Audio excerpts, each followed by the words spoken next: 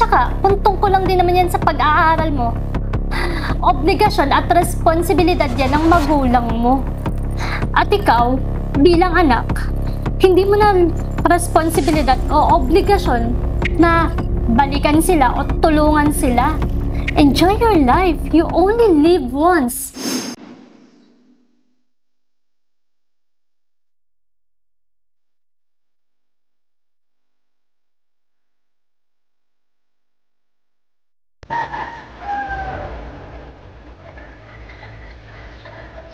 Hi, G! Tara sa Laia sa weekend. Di ba, payday natin sa Friday? Naku, ito nga sinusulat ko yung mga kailangang bilhin, tsaka kailangang bayaran. Mukhang hindi aabutin eh.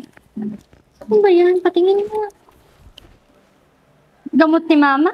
Gamot ni Papa? Hanggang ngayon ba naman? Ikaw pa rin ang sumasagot niyan. Ilang taon na yan na. Uy, may sarili ka ng buhay. Kaya dapat, hindi mo nasagutin yung mga yan. Eh ano pa ba? Sino nga aasahan ng mama at papa? Eh ako lang din naman. Alam mo, kaya ka naaabuso eh. Para sabihin ko sa'yo, hindi mo sila obligasyon. Hindi mo na dapat sila tulungan. Matatanda na sila. Kaya na nila yung sarili nila. Tsaka dapat nga nag-e-enjoy ka na lang eh. Tapos ngayon, para kang kumuha ng bato na pinukpok sa ulo dahil dyan sa magulang mo. Isa, noon ako'y nag-aaral pa, lagi sila yung nandyan, nagsasakripisyo para sa akin. Kung ano-ano naman trabahong pinasok nila para lang makapagtapos ako eh. Ngayon na matanda na ako, may sarili na akong trabaho, nakakaangat-angat ako medyo sa buhay. Wala naman siguro masama na sila naman yung tulungan ko. Nakakaangat. Hindi ka nga makasama dun sa pagyayaya ko sa'yo sa Laia, tapos sabihin mo nakakaangat ka. At saka, puntong ko lang din naman yan sa pag-aaral mo. Obligasyon at responsibilidad yan ng magulang mo.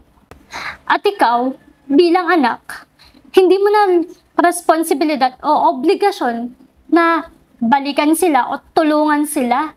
Enjoy your life. You only live once. Papaalala ko lang yan sa'yo. Yun na nga eh, isang beses lang tayo mabubuhay. At isang beses lang din mabubuhay ang mga magulang natin. Kaya habang may pagkakataon pa ako, habang malakas pa ako, habang umaangat pa ako sa buhay, isasama ko sila. Tutulungan ko sila sa abot ng aking makakaya. Dahil mahal ko ang aking mga magulang. Hayaan mo na lang ako natulungan sila. Hindi naman nila ako pinipilit na magbigay sa kanila.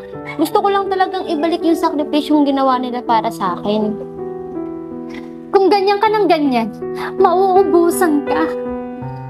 Hayaan nang mauubusan. Basta maiparamdam ko sa kanila na mahal ko sila.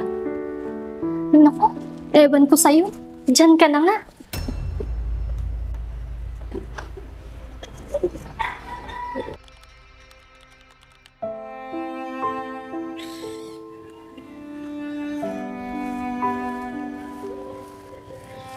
Nakikiramay ako.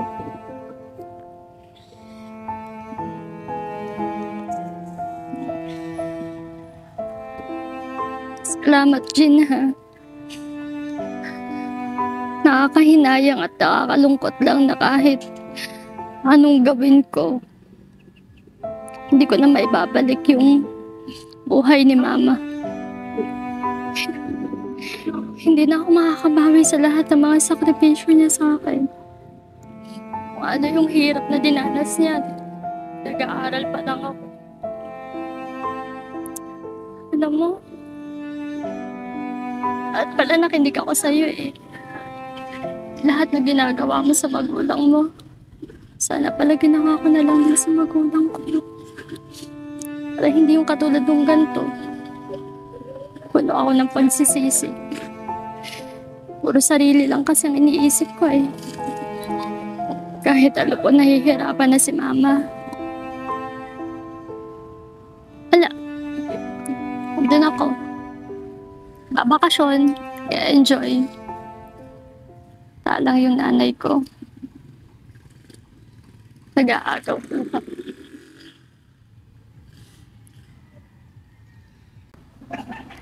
Nauunawaan kita, Isa.